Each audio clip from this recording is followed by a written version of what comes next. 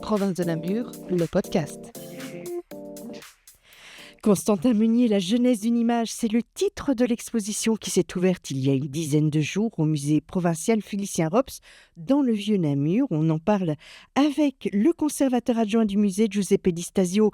Après une exposition tout entière consacrée à Rops, on replonge dans le vivier créatif du 19e siècle pour aller à la rencontre de quelqu'un qui, on peut le dire, a marqué son époque et a côtoyé aussi de près Félicien Rops. Effectivement, donc Constantin Meunier est un artiste belge qui a côtoyé Rops durant une grande partie de sa carrière, en tout cas au moins jusqu'au milieu des années 1870. Et il se trouve qu'on a une preuve directe de l'amitié qui liait Constantin Meunier et Félicien Rops, puisqu'on a dans la correspondance de Félicien trouvé une lettre qu'il adresse à son ami dans un langage assez familier où ils se tutoient.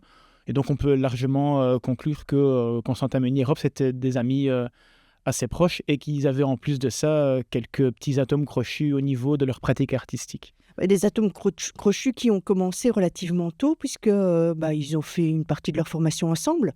Alors c'est exact, donc Félicien Rops comme Constantin Meunier n'ont pas vraiment suivi de formation académique au sens premier du terme.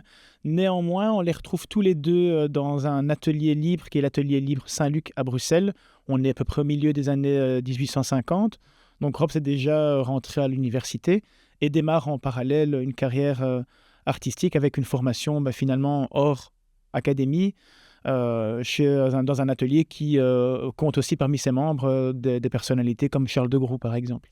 Et alors là, c'est la peinture, le dessin qu'ils apprennent. Voilà, c'est essentiellement peinture et dessin. C'est ça, peinture et dessin. Mais ils n'ont pas encore de travail lié à la gravure. Ça viendra un peu plus tard dans le chef de Félicien Rops et encore un peu plus tard chez Constantin Meunier.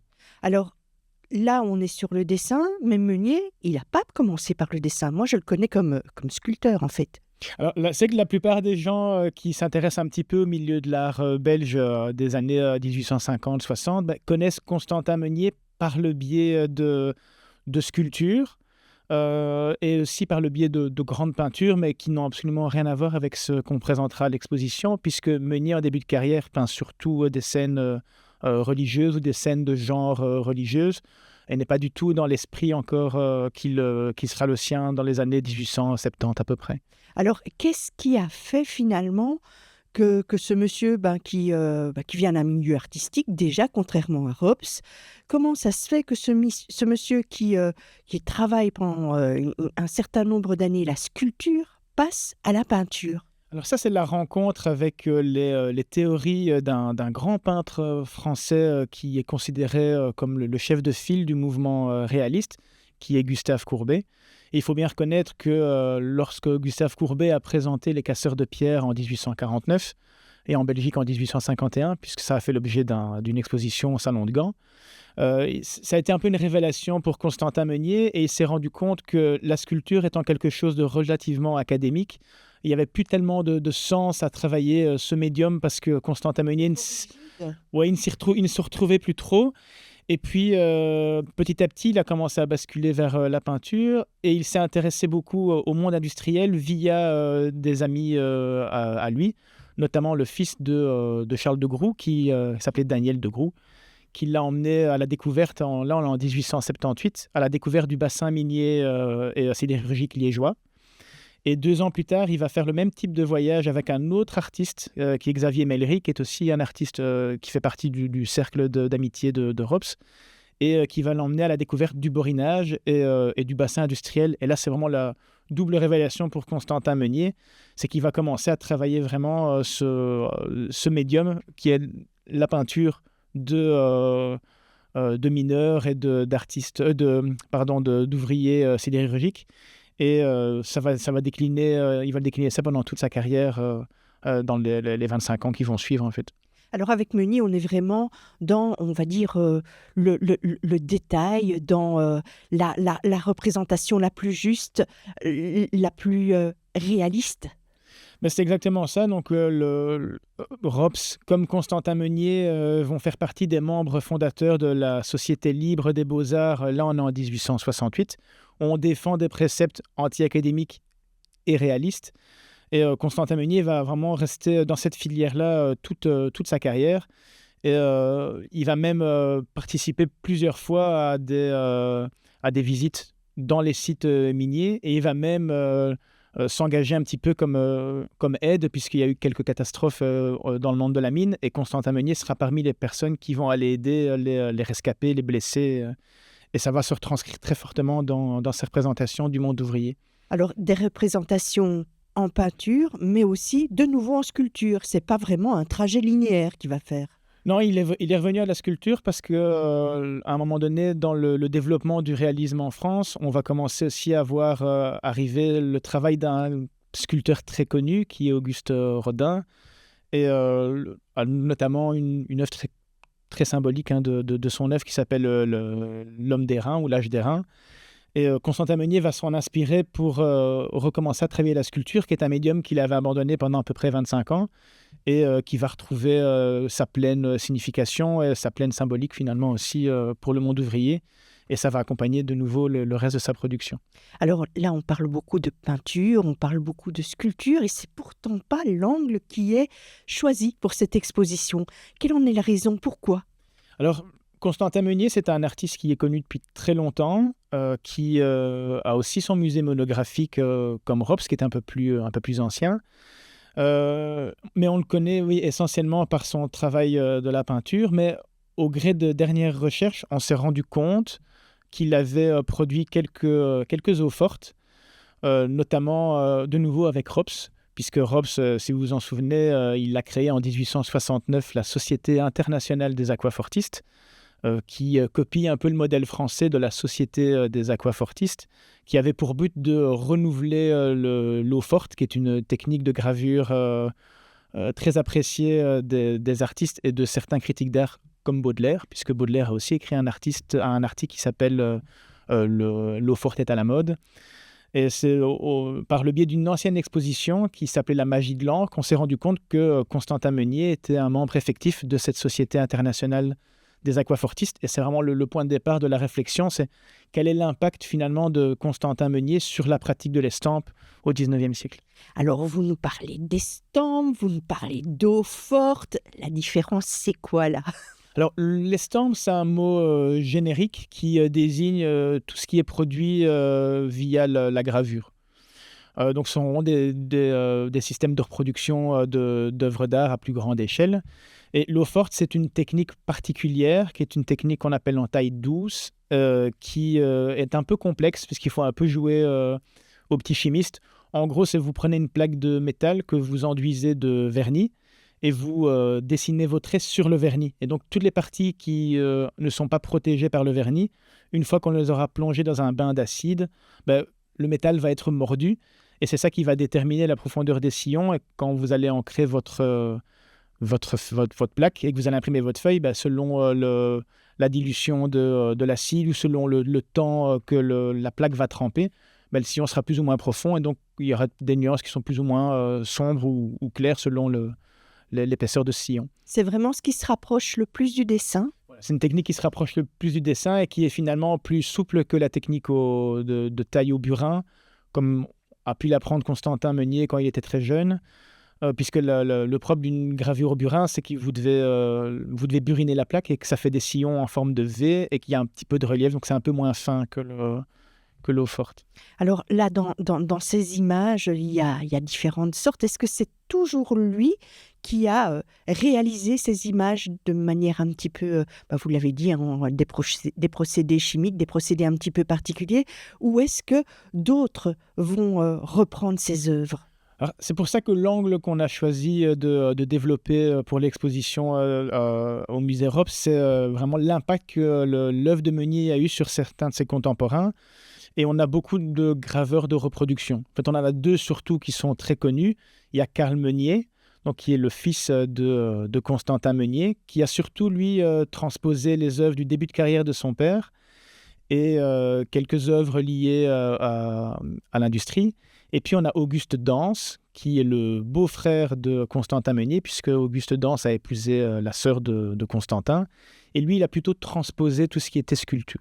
Alors finalement, c'est une histoire de famille, ça. Alors, c'est une histoire de famille et tout le réseau professionnel de Constantin Meunier est d'une manière ou d'une autre lié à sa famille. Alors, la gravure de reproduction, quand on a préparé un petit peu cet entretien, vous m'avez dit, la chose, c'est que c'est reproduit en général par quelqu'un d'autre que celui qui a fait l'œuvre originale. C'est pas le cas tout à fait de Constantin Meunier. Il a joué un petit piège là. Alors effectivement, je vais un petit piège. J'en ai un exemple assez typique. Quand il a livré des œuvres à la Société internationale des aquafortistes, en fait, il en a livré 2. Et sur ces 2 œuvres, il y a une gravure de reproduction d'une œuvre propre de Constantin Meunier. Donc il a peint quelques années auparavant une très grande toile.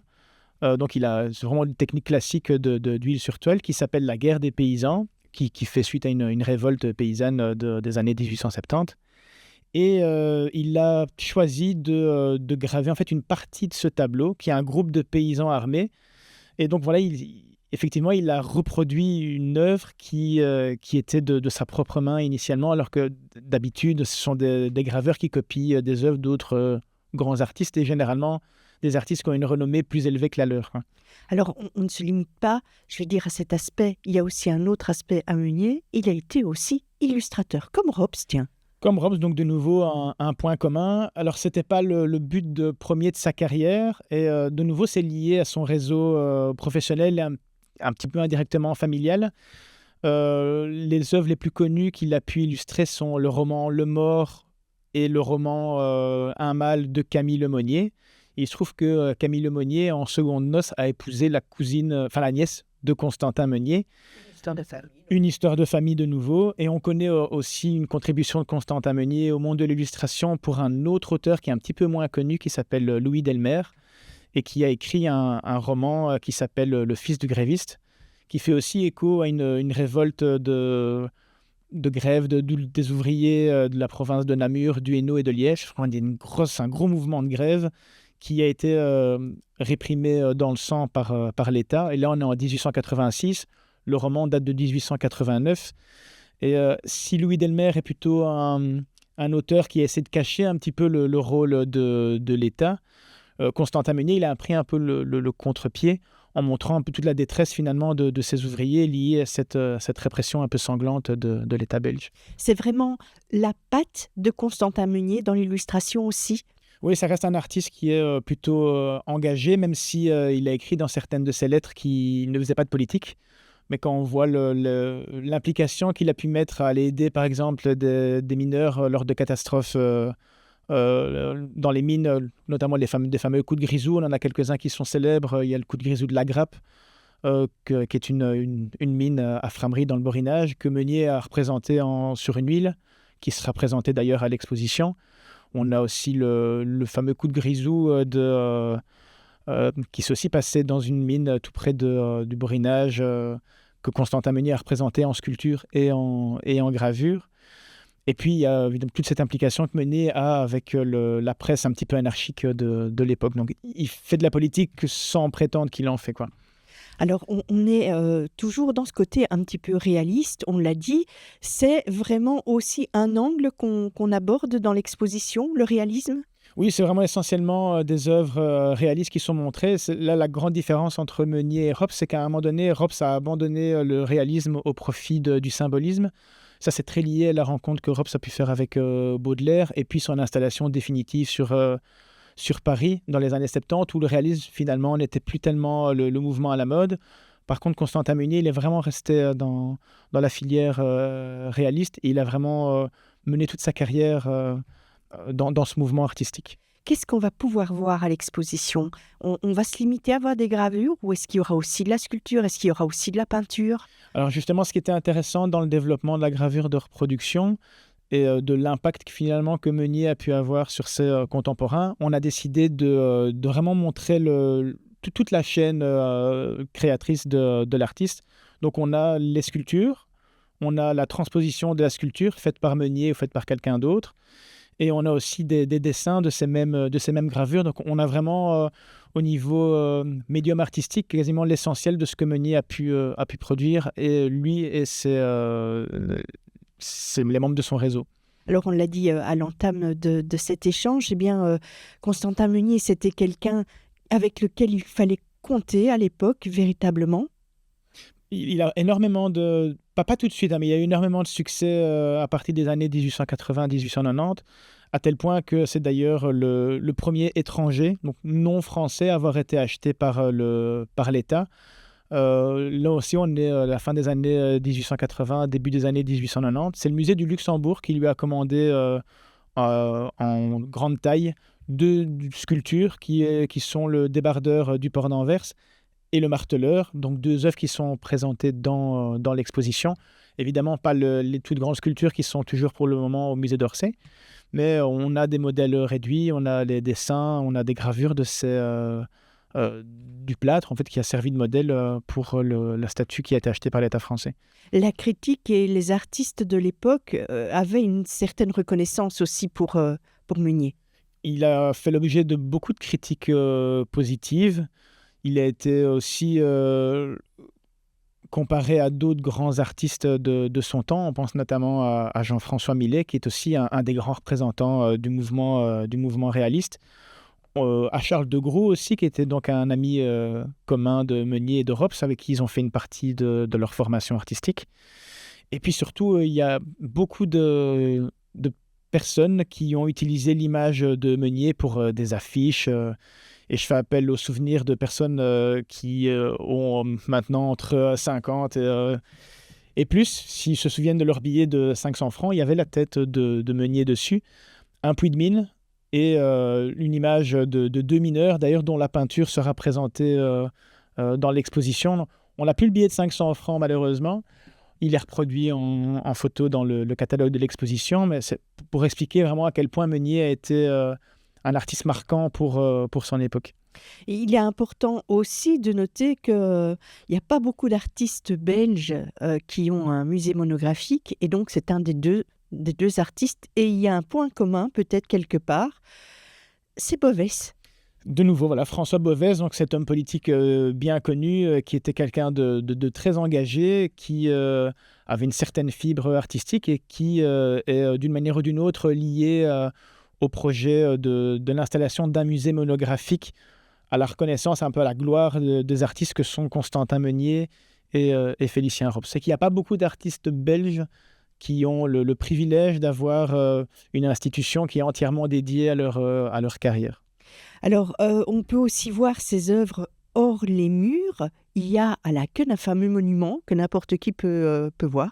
Alors, c'est l'œuvre de la vie de Meunier qui s'appelle le Monument du Travail, qui est vraiment une sculpture monumentale qui est faite en plusieurs parties. Et d'ailleurs, le musée Meunier présente les premières versions des plaques de cuivre qui ont servi, enfin de bronze, pas de cuivre, mais qui ont servi de base à ce monument. Et on a à la tête du monument une sculpture du semeur, dont on a le modèle réduit aussi dans l'exposition. Donc, ça nous permet vraiment de faire le lien avec cette œuvre qui a occupé une petite partie de la vie de Constantin Meunier, qui effectivement est visible à la Queue. Vous allez proposer dans le cadre de l'exposition, parmi les activités, une petite escapade à Bruxelles. Ça sera sans doute un des points de visite. Alors effectivement, les deux points forts de la visite, il y aura évidemment ce monument à la Queue qui permet de montrer que Meunier est présent aussi dans l'espace public, ce qui n'est pas vraiment le cas de notre artiste Félicien Rops. Et puis, le deuxième point fort de la visite sera la découverte de la maison Constantin Meunier qui sert d'écrin au musée qui porte le même nom. Pour en savoir plus, il y a aussi des conférences lunch. C'est quoi une conférence lunch ? Ça, c'est une bonne question. Depuis quelques années, on a décidé d'accompagner les propos de nos expositions avec des conférences lunch. Donc, c'est une conférence qui dure à peu près entre 30 et 45 minutes, qui a lieu 3 vendredis durant la période de l'exposition et qui permettent de développer un point particulier de notre propos qui n'est pas développé dans le catalogue de l'exposition. Et donc, la première conférence lunch aura lieu le vendredi 25 avril, donc très tôt après le début de notre exposition. Et c'est un des deux commissaires, voilà, c'est un des deux commissaires qui sera à la manœuvre, qui est Philippe Dorsemont, qui a fait un mémoire de fin d'études sur Constantin Meunier et le rapport de Constantin Meunier à l'Estampe, justement. Alors, 3 conférences lunch, rien à voir avec les apérops. Alors les apéros, c'est autre chose. Donc là, c'est aussi un cycle qui a fêté ses 15 ans l'an dernier. Là, c'est pareil, c'est aussi des conférences qui se donnent le vendredi, mais là, c'est un peu plus tard sur le temps de midi. Et depuis maintenant 3 ans, on essaye d'avoir des cycles un peu cohérents avec une même thématique qui est développée durant l'année. Et donc, on fait 3 conférences un petit peu classiques pour nos abonnés, parce que là, il y a un système d'abonnement. Et puis, on fait une conférence un peu plus originale. Ça peut être un concert, ça peut être un petit spectacle, une lecture, un conte. Voilà. Donc, ça permet aussi de rencontrer le public d'une autre manière. Voilà, et donc dans le cadre de l'exposition, en plus des activités aussi, toutes les infos, eh bien, on les retrouve sur le site du musée ROPS, c'est www.museerops.be, en un mot et sans accent. Quant à l'exposition Constantin Meunier, la genèse d'une image, eh bien, elle est visible jusqu'au 7 septembre au musée, bien entendu.